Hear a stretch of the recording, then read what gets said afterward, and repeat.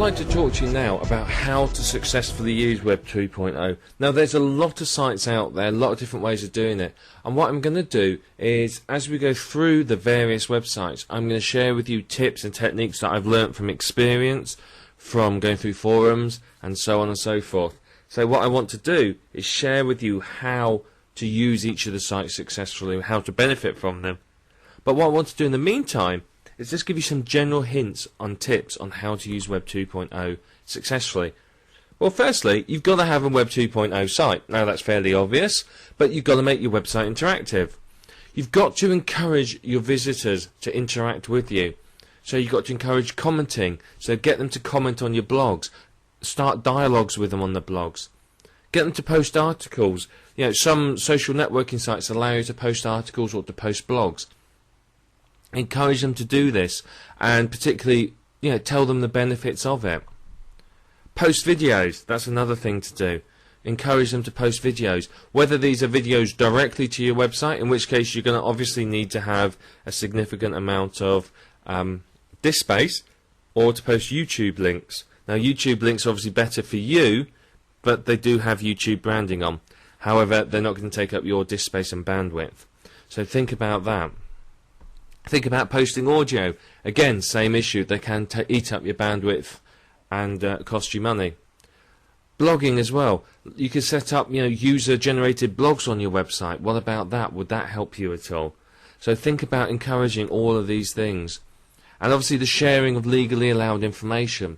So now obviously you are going to get people that try to post things that they can't or they shouldn't. In which case it's up to you to, you know, take appropriate action, i.e. remove it and stop them from doing it.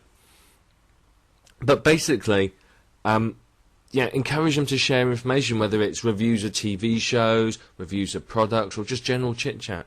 Just encourage them to do it. Now, initially with Web 2.0 sites, you've got to do a fair amount of work to get the site going. You've obviously got to install the site, then you've got to drive traffic to it, you've got to interact a lot on the site, encourage people to interact with each other. But this is the cool thing about Web 2.0 is eventually it becomes self-sustaining as the user base grows. Once you hit a certain number of users, and this varies according to niche, but yeah, it's normally not more than a few hundred. Once you reach a certain number of users, what happens is it becomes self-sustaining because the users are talking with each other, the users are inviting new people there, the users are posting content onto the website. So all you need to do is to go in and just make sure everything's okay and add stuff yourself. Now, if you're going to use a Web 2.0 site, make sure it's obvious what the visitors need to do. Don't hide buttons or links or anything else. Make it really, really clear what they have to do to sign up. Create training videos for them. Show them exactly what they have to do in order to use your site. You know, you've got to train them, show them how it works. The more you can make it easier for them, the easier it is for them, then the more they're going to use your website. And be active in the community. Yeah, particularly in niches. If you've built up a bit of a name, which you can using Web 2.0 sites, then if you're active in the community, people are going to be really, really impressed. Now, I remember years and years ago, a few years ago, I used to do, I don't do so many now since I've had children, but I used to do a lot of offline shows. I'd go to trade shows and I'd exhibit a lot of my products there and I would sell them. And I remember going to a really, really big one up in London. It was an incredible show with about 3,000 or 4,000 people per day through the door, if not more. Now, it was massive. And I had my stall set up where I had all my products. There was a big picture of me at the back and lots of bump and information and so on. And the number of people that came up to the stall and were really surprised to see me there, because I'd had this stall and I'd had my picture up and I had all these products there, they assumed that I was this big name guru type person, which, to be honest, at the time I wasn't. I'd only been in the business about 18 months. So, you know, I wasn't particularly well known in the business. But the shock on these people when they saw that I was there, because all the big gurus, none of them had bothered to turn up because it was beneath them to appear at a trade show.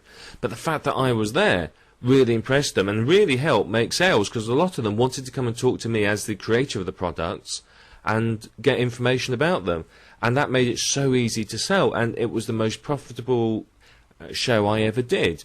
Now, that shows you that that people in niches, obviously not perhaps so much in internet marketing, but people in niches will be impressed by the fact that you're active in the community, particularly if you've branded the community in your name. So think about doing that, because that can really, really help you to sort of make sales, because that people will assume, because you've got the site, that you're an expert and, you know, a guru almost.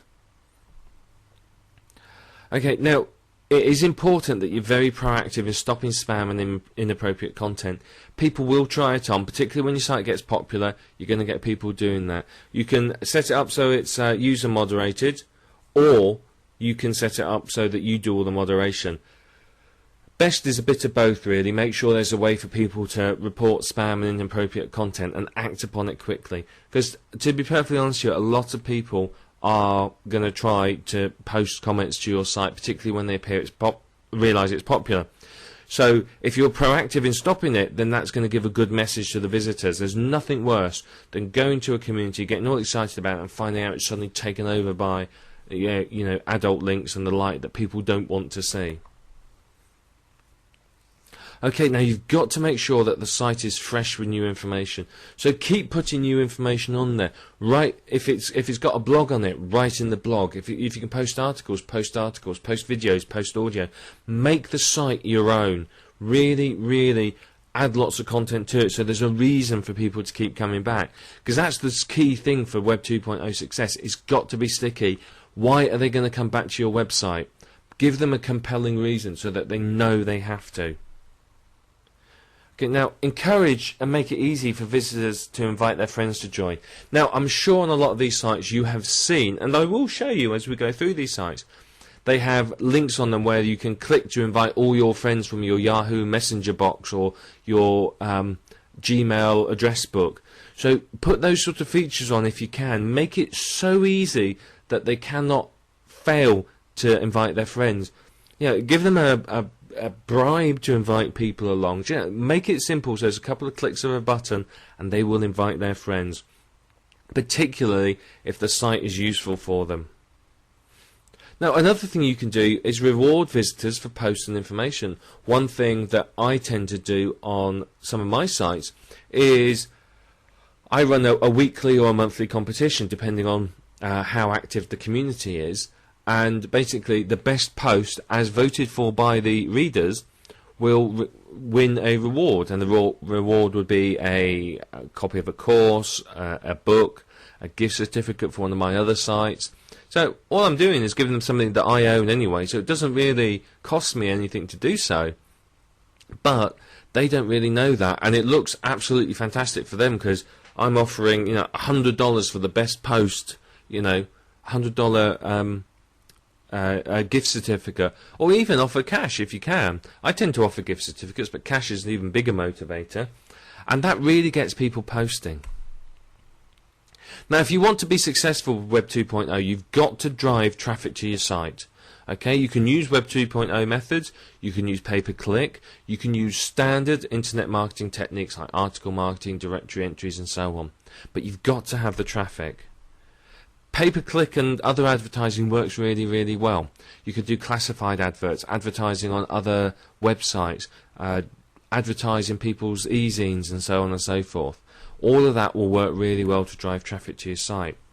Now, one thing you can do, again, this is sort of starting to head into slightly grey territory, but it is one that I know a lot of people do when a site's starting, is they create multiple user accounts for themselves and start conversations going and post, so it makes it look like the site's more active.